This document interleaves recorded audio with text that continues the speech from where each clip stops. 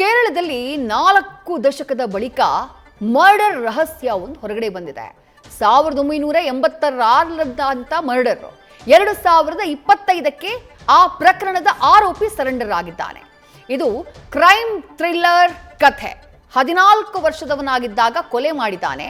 39 ವರ್ಷದ ಬಳಿಕ ನಾನೊಂದು ಕೊಲೆ ಮಾಡಿದ್ದೆ, ನನಗೆ 14 ವರ್ಷ ಇದ್ದಾಗ ಅಂತ ಹೇಳಿ ತಾನೇ ಠಾಣೆಗೆ ಬಂದು ಶರಣಾಗತಿಯಾಗಿದ್ದಾನೆ.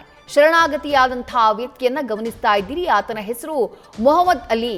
ಮಲಪ್ಪುರಂ ಜಿಲ್ಲೆಯ ವೆಂಗಾರ ಠಾಣೆಗೆ ಬಂದು ಮೊಹಮ್ಮದ್ ಅಲಿ ಶರಣಾಗಿರೋದು. ಕಾರಣ ಏನು?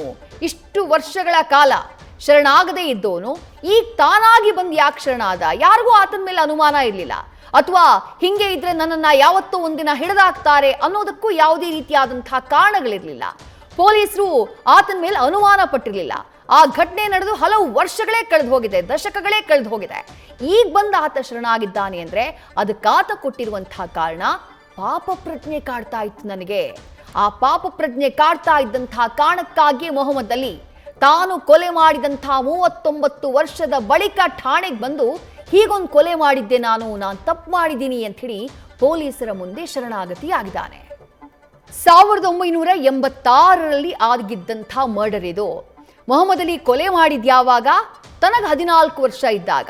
ಆಗಿನ್ನೂ ಅಪ್ರಾಪ್ತ ಮೊಹಮ್ಮದ್ ಅಲಿ ಈ ಕೊಲೆ ಮಾಡಿದಂತಹ ಸಂದರ್ಭದಲ್ಲಿ ಈಗ ಘಟನೆ ನಡೆದು 39 ವರ್ಷಗಳು ಕಳೆದು ಹೋಗಿದೆ. ಈಗ ಪೊಲೀಸ್ ಸ್ಟೇಷನ್ಗೆ ಹಾಜರಾಗಿ ತಾನೊಂದು ಕೊಲೆ ಮಾಡಿದ್ದೆ ಆಗ ಅಂತ ಹೇಳಿ ಒಪ್ಕೊಂಡಿದ್ದಾನೆ.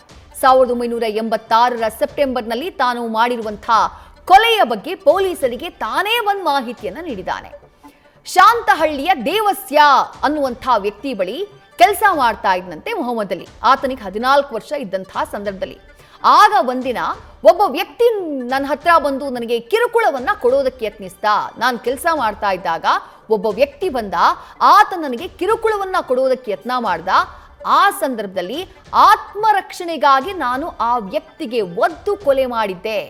ಕೊಲೆಯ ಬಳಿಕ ಭಯದಿಂದ 2 ದಿನ ನಾನು ಸ್ಥಳದಿಂದ ಪರಾರಿಯಾಗಿದ್ದೆ.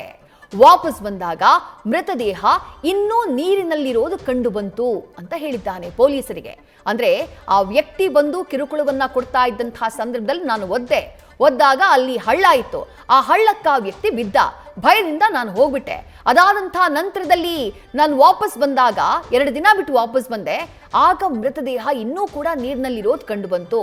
ಒಂದು ವೇಳೆ ಪೊಲೀಸರಿಗೆ ಇನ್ಫಾರ್ಮ್ ಮಾಡಿದ್ರೆ ಅವ್ರು ನನ್ನನ್ನೇ ಅರೆಸ್ಟ್ ಮಾಡಬಹುದು ಅನ್ನುವಂತಹ ಕಾರಣಕ್ಕಾಗಿ ಭಯದಿಂದ ನಾನು ಮೌನವಾಗಿದ್ದೆ. ಇಷ್ಟು ವರ್ಷಗಳ ಕಾಲ ಮೌನವಾಗಿದ್ದೆ.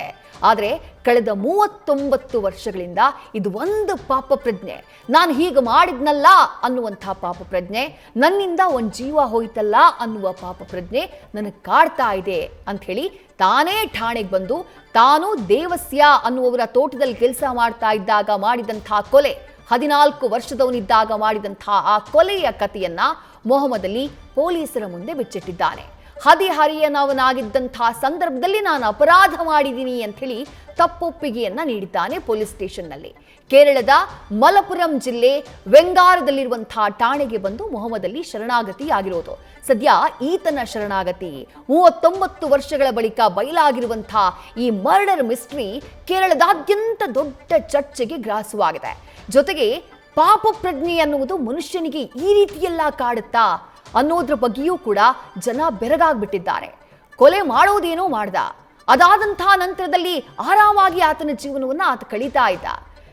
ಇನ್ನೂ ಕೂಡ ಹಾಗೆ ಕಂಟಿನ್ಯೂ ಮಾಡಬಹುದಾಗಿತ್ತು. ಯಾರಿಗೂ ಆತನ ಮೇಲೆ ಅನುಮಾನ ಇರಲಿಲ್ಲ. ಆ ಘಟನೆಗೆ ಸಂಬಂಧಪಟ್ಟ ಹಾಗೆ ಯಾರೂ ಆತನ ಮೇಲೆ ಆರೋಪನೂ ಮಾಡಿರಲಿಲ್ಲ. ಆದರೆ ಆ ಪಾಪ ಪ್ರಜ್ಞೆಯ ಕಾರಣಕ್ಕಾಗಿ ನಿದ್ದೆ ಇಲ್ಲದೆ ಆತ ಕಳೀತಾ ಇದ್ದಂತಹ ರಾತ್ರಿಗಳೇ ಪೊಲೀಸ್ ಸ್ಟೇಷನ್ಗೆ ಆತ ಹೆಜ್ಜೆ ಇಡೋ ಹಾಗೆ ಮಾಡಿಬಿಡ್ತು. ಈಗ 39 ವರ್ಷದ ಬಳಿಕ ಠಾಣೆಗೆ ಬಂದು ಹೀಗೊಂದು ಮರ್ಡರ್ ಮಾಡಿದ್ದೆ, ನನಗೆ ಪಾಪ ಪ್ರಜ್ಞೆ ಕಾಡ್ತಾ ಇದೆ, ನಾನು ತಪ್ಪು ಮಾಡಿದ್ದೀನಿ ಅಂತ ಹೇಳಿ ಪೊಲೀಸ್ ಸ್ಟೇಷನ್ನಲ್ಲಿ ಶರಣಾಗತಿಯಾಗಿದ್ದಾನೆ ಮೊಹಮ್ಮದ್ ಅಲಿ. ನ್ಯೂಸ್ ಫಸ್ಟ್, ನಿರ್ಭೀತಿಯಿಂದ ನಿಮ್ಮ ಪರವಾಗಿ.